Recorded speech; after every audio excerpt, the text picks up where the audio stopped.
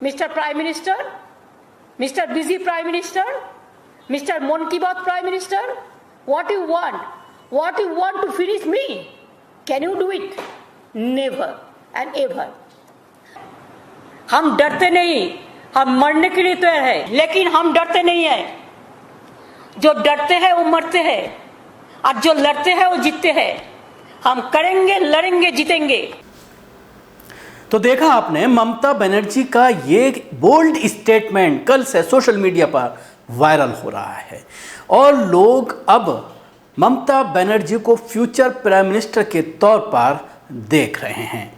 जिस तरह से ममता बनर्जी ने प्रधानमंत्री को संबोधित किया, जिस तरह से उन्होंने प्रधानमंत्री के ऊपर आक्रामक तेवर इख्तियार किया, न सिर्फ कल जब चीफ सेक्रेटरी का मामला सामने आया, जब चीफ सेक्रेटरी को सेंट्रल ने नोटिस जारी कर उनसे जवाब मांगा और उसके बाद कुछ घंटों के अंदर ऐसा समीकरण देखने में आया कि ममता बनर्जी ने चीफ सेक्रेटरी को अपना एडवाइजर बना दिया और उनको रिटायरमेंट दे दिया, जिसके बाद केंद्र सरकार और राज्य सरकार में जाहिर सी बात है ठंडना वाजिब था।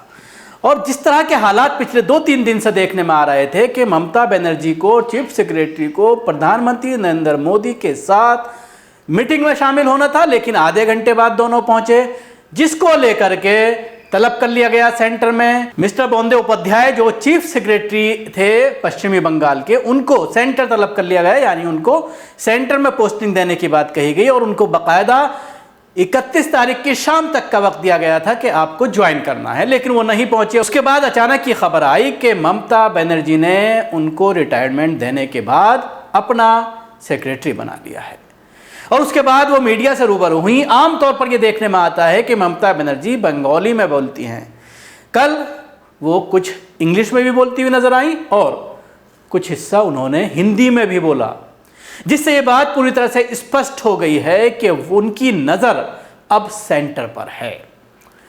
और जिस तरह से बंगाल इलेक्शन जीतने के बाद ताबड़तोड़ उनके जरिए बीजेपी पर हमले किए जा रहे हैं, जिस तरह से उसके बाद से लगातार प्रधानमंत्री को घेरने की उनके जरिए लगातार कोशिश की जा रही है, एक एक मुद्दे को उनके जरिए उठाया जा रहा है। कोरोना पेंडेमिक को लेकर जिस तरह से व्यवस्था हुई, अव्यवस्था हुई सेंटर में, जिस तरह से उत्तर प्रदेश के हालात देखने में आए, जिस तरह से मध्य प्रदेश के हालात देखने में आए, उसको लेकर उन्होंने न सिर्फ केंद्र सरकार बल्कि बीजेपी शासित राज्य सरकारों पर भी हमला बोला और उनकी नाकामियों को उजागर करने की कोशिश की गई। आपको याद होगा कि पिछले इलेक्शन की अगर हम बात करते हैं, लोकसभा इलेक्शन के वक्त जिस तरह से पूरा विपक्ष एक हुआ था और बंगाल में एक प्लेटफॉर्म पर सब लोग नजर आए थे और उसके बाद से ये संभावनाएं जताई जा रही थी कि अब अगर मोदी के मुकाबले में अगर किसी को पेश किया जा सकता है कि वो ममता बनर्जी है।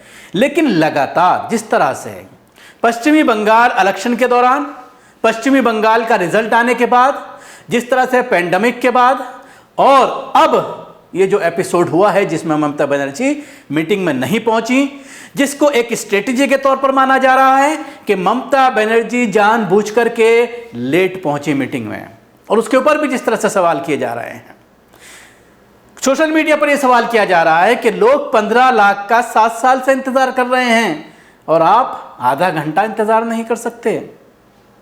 कहीं ना कहीं मोदी की जो लोकप्रियता है वो जिस तरह से लगातार घट रही है और 7 साल पूरे होने पर कई चैनल्स के जरिए, कुछ वेबसाइट्स के जरिए जो सर्वे कराया गया है उसमें 75% से लेकर 84% तक गिरावट देखने में आई है नरेंद्र मोदी की लोकप्रियता में।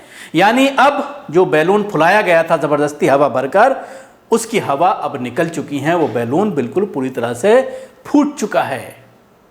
अब लोगों की समझ में आ चुका है कि ज़्यादा दिनों तक लॉलीपॉप नहीं दिया जा सकता। लेकिन बात हो रही है ममता बनर्जी की। ममता बनर्जी के लगातार इन बोल्ड स्टेप्स के बाद अब सवाल खड़ा होता है कि क्या देश की सबसे बड़ी विपक्ष पार्टी जिसको कहा जा सकता है कांग्रेस, या उसके अलावा और पार्टियां जो रीजनल पार्टीज हैं, चाहे वो समाजवादी पार्टी की बात करें, एनसीपी की बात करें, बहुजन समाज पार्टी की बात करें, शिवसेना की बात करें, क्या ये सब मोदी के मुकाबले में एक प्लेटफॉर्म पर ममता बनर्जी का चेहरा सामने रख करके अब इकट्ठा होना चाहेंगे?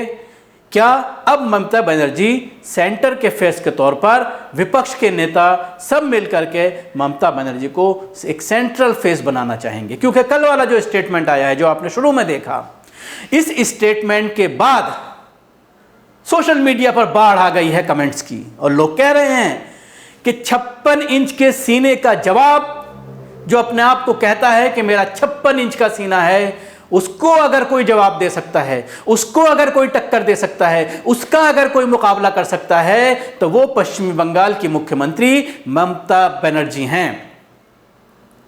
और बड़ी सराहना इस स्टेटमेंट की बार बार हो रही है। बड़ा बेहतरीन स्टेटमेंट है। 2 चंक हैं जिनको जोड़ करके सोशल मीडिया पर काफी शेयर किया जा रहा है, और लोग प्रधानमंत्री का, बीजेपी का, बीजेपी के लोगों का इस स्टेटमेंट के साथ मजाक उड़ा रहे हैं। तो अब ये देखने वाली बात होगी कि विपक्ष किस तरह से इस पूरे समीकरण को लेता है। क्या ममता बनर्जी को विपक्ष के नेता के तौर पर मानने को विपक्ष तैयार होगा, या अपनी दुर्गति के लिए अभी भी वो तैयार है? जिस तरह से कांग्रेस अभी तक सुधरने का नाम नहीं ले रही, राहुल और प्रियंका के मुंह से मैडम निगाह नहीं निकल पा रही हैं, सोनिया गांधी नहीं निकल पा रही हैं, और जिसकी वजह से लगातार तमाम राज्यों में देखने में आ रहा है कि कांग्रेस का सफाया होता चला जा रहा है, उठने का नाम नहीं ले रही है। असम में कोशिश की गई थी, असम में दावा किया जा रहा था कि कांग्रेस सरकार बना पाएगी, लेकिन असम में जिस तरह के हालात हुए वो सबके सामने हैं, और पूरी तरह से कांग्रेस को नाकामी का हाथ झेलना पड़ा। इसके साथ ही पश्चिमी बंगाल में पूरी तरह से सफाया देखने में आया।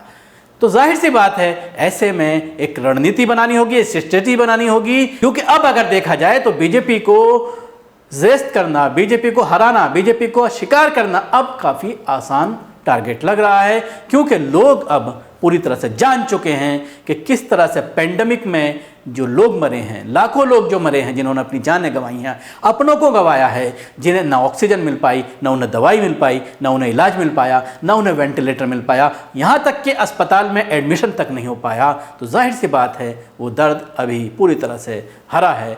तो इसलिए अब जिस तरह से उत्तर प्रदेश और उत्तराखंड के इलेक्शन अगले साल हैं, और उत्तर प्रदेश का समीकरण भी देखने में आ रहा है किस तरह से कल उत्तर प्रदेश में लखनऊ में बाकायदा बैठक की गई हाईकमान की, बीजेपी की, और सुनने में यह आ रहा है कि जल्द ही वहाँ पर परिवर्तन देखने में आ सकता है। या तो मुख्यमंत्री को बदलाव किया जाएगा, या फिर नायब वज़ीर आला भी जो है वहाँ पर एक नया कोई भेजने की, शर्मा जी जो सेंटर से गए हैं, जो मोदी के ख़ास बताए जा रहे हैं, जो मोदी के लिए पिछले 18 साल से काम कर रहे हैं, उन्होंने अपने पद से इस्तीफ़ा दे करके उनको MLC बनाया गया है, और अब उनको डिप्टी CM के तौर पर पेश किए जाने की बात सामने आ रही है। तो अब सारे समीकरण बदल रहे हैं, परेशान है बीजेपी।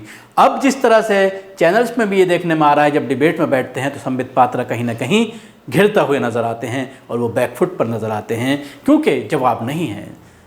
जिस तरह से हालात हैं, जिस तरह के समीकरण हैं, जिस तरह की कंडीशन है, ऐसे में जवाब देते नहीं बन रहा है।